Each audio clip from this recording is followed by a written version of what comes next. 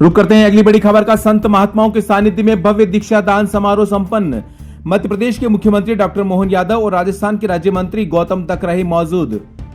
हरि सेवा उदासीन आश्रम सनातन मंदिर के तत्वावधान में आयोजित 8 दिवसीय सनातन मंगल महोत्सव दीक्षा दान समारोह आज भव्य आध्यात्मिक वातावरण में संपन्न हुआ। सैकड़ों संत महात्माओं और हजारों श्रद्धालुओं की उपस्थिति में आयोजित इस समारोह ने पूरे क्षेत्र को भक्तिमय बना दिया। समारोह के दौरान सुबह दीक्षा ले रहे दीक्षार्थियों की सांसारिक जीवन से विरक्ति की प्रतीकात्मक पिंडदान प्रक्रिया संपन्न करवाई गई।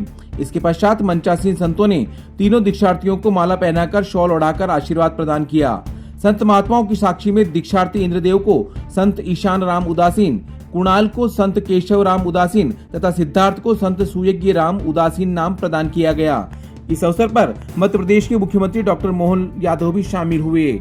हेलीपैड पर जिला कलेक्टर जसमीत सिंह संधू, पुलिस अधीक्षक धर्मेंद्र सिंह सहित अनेक जनप्रतिनिधियों ने उनका भव्य स्वागत किया। इस अवसर पर उन्हें गार्ड ऑफ ऑनर भी दिया गया। समारोह में डॉक्टर यादव ने जय श्री राम के उद्घोष के साथ अपने संबोधन की शुरुआत की। उन्होंने कहा कि राम शब्द में राजस्थान और मैं से मध्य प्रदेश समाहित है, जो दोनों राज्यों की सांस्कृतिक एकता का प्रतीक है।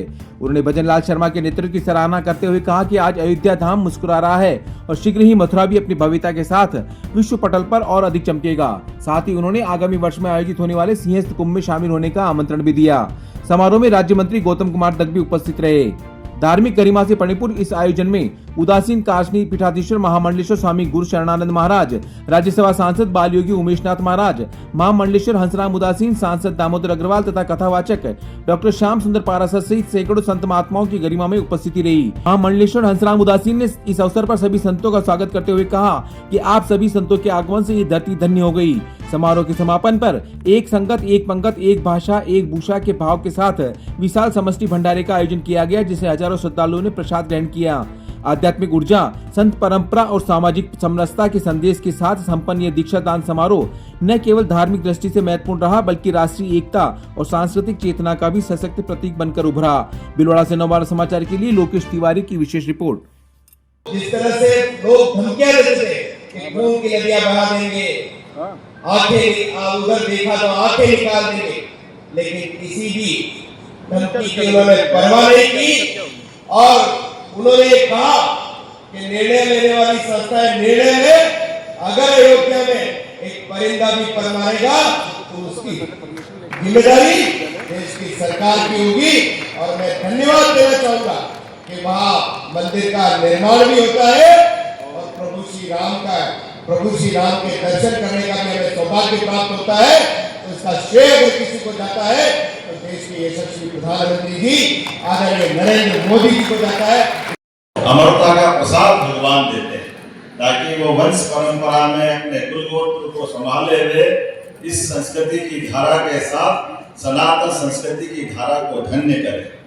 इसी परंपरा में चूंकि हम सब तो गृहस्थ आश्रम वाले हैं, तो हमारी अमरता कहीं और से आती है, लेकिन ये महाराज की अमरता तो ऐसे ही आती है, इस आनंद के साथ आती है, ब्रह्मा विष्णु महेश को लाती है।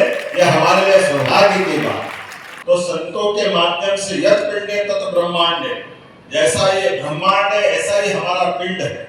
इस पिंड और ब्रह्मांड में कोई अंतर नहीं। यह हमारे लिए आपके माध्यम से, सनातन संस्कृति के माध्यम से हजारों लाखों करोड़ों साल से ये ज्ञान की परंपरा धारा निर्मल प्रवाहित होती रहती। ऐसे समय में जब हमारे यहाँ हम अपने देवताओं से, क्योंकि उनके लिए दिव्य चक्षु चाहिए।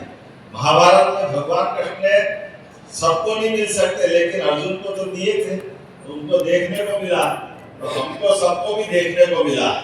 उनने हमको हमारे संत वृंद दे दिए, इनके माध्यम से देवताओं के दर्शन होते हैं। अपने घर परिवार संसार में हमारे सभी भगवा और अपने नाना प्रकार के वेश धारण किए अपने परिवार को त्याग करके समूचे ये सनातन परिवार के लिए जिन्होंने अपने कदम बढ़ाए और इनका आशीर्वाद मिलता, मैं पुनः आप सबका वंदन करता हूँ, अभिनंदन करता हूँ। आप सब भाग्यशाली हैं, हम भी भाग्यशाली हैं। सीधे सीधे उनके दर्शन करके हम उनकी कृपा पाते हैं, उनका आशीर्वाद पाते हैं। आज के इस अवसर पर 2028 में सिंहस्थ का मेला होने वाला है। मैं आप सबको निमंत्रण दे रहा हूँ, आपके बिना तो मेला हो नहीं सकेगा। भगवान राम और कृष्ण की धरती, इसलिए हमारे सभी देवस्थान भी जगमगा रहे हैं। आपने कहा भगवान राम का धाम मुस्कुरा रहा है, तो हमको तो आनंद आ रहा, बोलो जय जय श्री राम। जय श्री राम। भगवान राम का धाम मुस्कुरा रहा तो कृष्ण कन्हैया कैसे पीछे रहे।